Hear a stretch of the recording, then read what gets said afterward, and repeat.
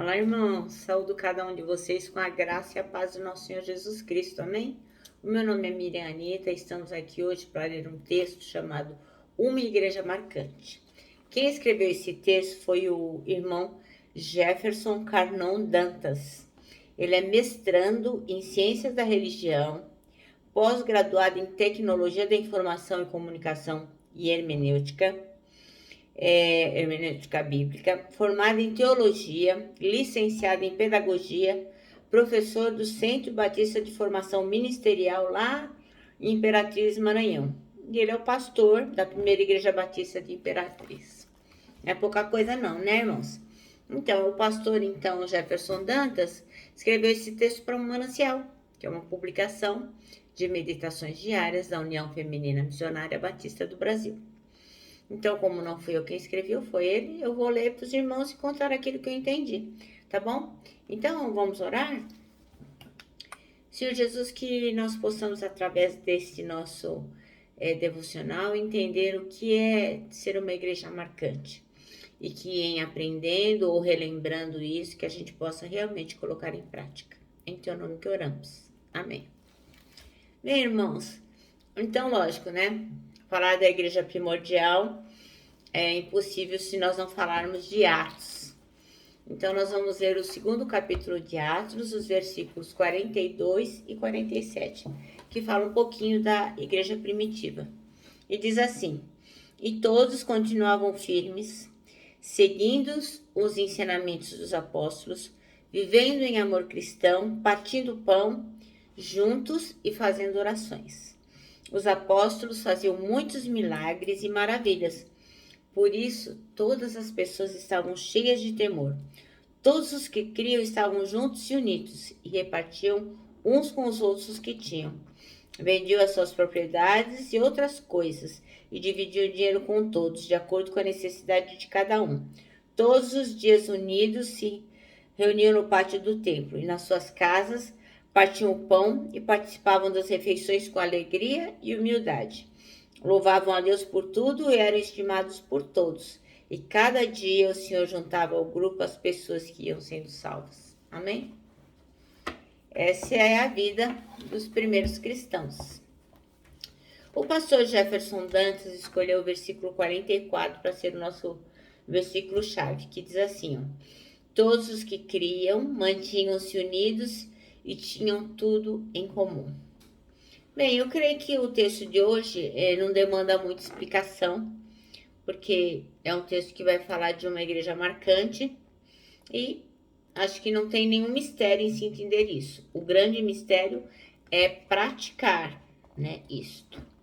Então, quando a gente fala da igreja, sobre alguma igreja, sobre a igreja de Jesus Cristo, na maioria das vezes, o que a gente pensa? Aquela igreja lá, aquele local onde as pessoas vão e ali praticam um culto. É um lugar de culto, né? É o prédio. Mas, na verdade, todos nós sabemos, mas sempre é bom relembrar, que a igreja somos nós.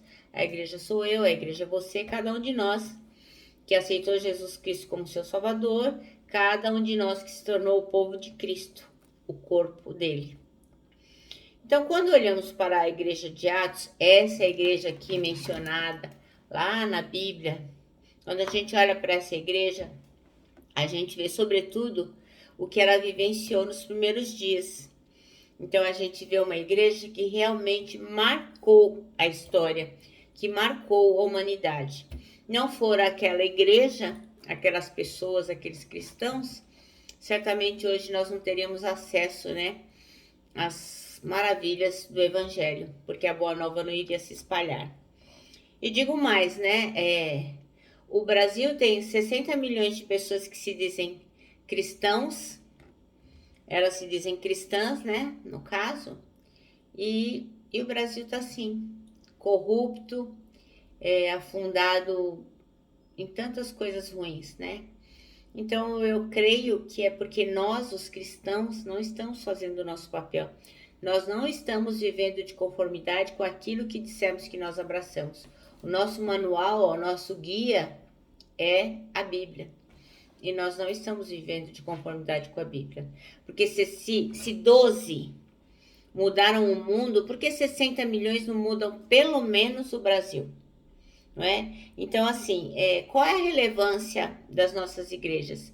Será que cada um de nós que frequenta uma igreja, se pensarmos sobre ela, se ela amanhã não existisse, faria diferença? Será que alguém ia notar que a nossa igreja não está mais lá? Que as pessoas que cultuam ali não estão mais lá? Então, quais características uma igreja deve ter para ser considerada uma igreja marcante, uma igreja referencial, uma igreja saudável? Porque é isso que vai diferir uma igreja da outra, não é? É isso que vai diferir cada crença. Então, nós que somos cristãos, o que é que vai tornar o corpo de Cristo ali, onde a gente diz que faz parte, como que ele vai se tornar marcante, referencial e saudável? Então, para responder essa pergunta, a gente precisa olhar não para as igrejas de hoje, mas olhar para aquela igreja lá, ó, do Novo Testamento, aquela lá de Jerusalém, a primeira. Como é que era aquela igreja? Então, quais eram as marcas que aquela igreja possuía, a igreja de Jerusalém? Então, ela se reunia no templo, mas ela também se reunia de casa em casa. Ela tinha um profundo compromisso com a doutrina. Ela amava a palavra, amava. Mas também era uma igreja alegre, uma igreja que fazia festa, que tinha celebrações festivas. Ela era uma igreja totalmente engajada com a ação social. Tanto é que as pessoas, elas vendiam as coisas que elas tinham, às vezes propriedades, enfim. Para quê? Para ajudar o irmão, para que ninguém sentisse falta de nada. Então, o que a palavra está dizendo aqui, ó, não é que você tem que sair vendendo as coisas loucamente, mas você tem que se importar com o outro, e era isso que acontecia lá. Então, era uma igreja que tinha um compromisso muito grande com o outro. Então, era um relacionamento de pessoa para pessoa, horizontal, né? Então, como é que tá meu irmão? Do que é que ele precisa? De uma palavra, de dinheiro? O que eu posso fazer para ajudá-lo? Então, ela tinha esse engajamento com o outro. Então, era uma igreja que se relacionava, uma igreja relacional. Se a igreja de Jerusalém, de um dia por outro, não estivesse mais naquele lugar, as pessoas sentiriam a falta dela, sim. Mas essa igreja não só evangelizava, mas também o que ela fazia? Discípulos, a cada dia sendo acrescentados mais e mais pessoas àquela igreja. Por quê? Porque ela tinha uma grande comunhão dentro dos muros também. Existia o discipulado. Então, dentro, as pessoas eram discipuladas através do conhecimento, das coisas que eles viviam ali, repartindo o que tinham aprendido. E era uma igreja que tinha simpatia de toda a vizinhança. Mesmo as pessoas que não acreditavam em Jesus, nas mesmas coisas que aqueles cristãos acreditavam, eles olhavam para a igreja com simpatia. E será que hoje as pessoas olham para nós, para a nossa igreja com simpatia? Ou será que eles pensam assim, nossa, ela vem o chato dos crentes? Então, é uma coisa que nós temos que pensar. Então, hoje a gente vê muita igreja que está assim, cada dia diminuindo o número de membros. Por que será que isso está acontecendo? Por que a igreja não cresce? Muitas igrejas causando escândalo, não só para os de dentro, mas as pessoas de fora ficam escandalizadas. Muitos fiéis estão sendo abusados, extorquidos, muitos. Então, são igrejas que não têm a característica da igreja primitiva. Então, elas têm a característica de uma igreja doente, uma igreja que está fraquinha, uma igreja que está cheia de problemas, e uma igreja que não agrada ao Senhor Jesus, né?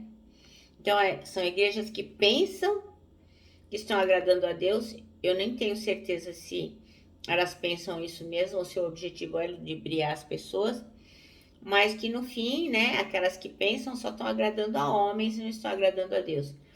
Porque a maioria das coisas que vem sendo exigidas não tem nada a ver com a palavra. A palavra é uma só, é seguir Jesus Cristo e tá aqui. É ler, interpretar e seguir. Então, acho que a gente precisa? A gente precisa voltar para os princípios que fizeram da igreja de Jerusalém uma igreja que realmente marcou uma época, para que a gente, através da nossa igreja, a gente possa glorificar a Deus, sendo que igrejas marcantes aos modos primitivos. Então, a igreja de Atos, lá dos apóstolos, a igreja primitiva, ela nasceu e foi descrita aqui na palavra para quê? Para que nós pudéssemos ler e falar, nossa, realmente é assim que a nossa igreja deve ser, é assim que eu devo me comportar. Só que a igreja é formada de pessoas. Então, se nós não formos bons cristãos, se não formos pessoas que amam realmente a palavra, que amam o outro, que se importam com o outro, que temos uma conexão verdadeira com o Senhor, que realmente nos arrependemos dos nossos pecados, que buscamos a santificação, como é que nós vamos ser um coletivo importante se nós somos um individual insípido? Então, para que nós possamos ser uma igreja realmente que faz diferença no mundo, nós temos que individualmente também fazer a diferença. O nosso manancial termina assim, ó. Para sermos uma igreja marcante, precisamos primeiro ser indivíduos marcantes. É necessário começar em nossas vidas e em cada um de nós. Porque a gente, irmãos, só pode dar para o outro aquilo que a gente tem. Se você não lê a Bíblia, você não ora, você não se santifica, você não se arrepende dos seus pecados, se você não prega a palavra, se você não faz nada daquilo que Jesus Cristo mandou que você fizesse, você não tem nada para dar. E aí, como é que pode ser? Vai só lá no domingo ou na reunião de quarta-feira, senta no banco e faz o seu papel lá de cristão, mas na verdade você não está sendo cristão. Então a gente tem que ser consciente de que é muito importante sermos cristãos individualmente relevantes para que possamos fazer parte de uma igreja também relevante para a sociedade. Amém? Bom, eu me despeço aqui com o meu abraço fraternal, o meu abraço diário de ursa. Lembrando, irmãos, que em 2021, ninguém solta a mão de ninguém. E lógico, né? Com a nossa palavra de ordem que é saudades.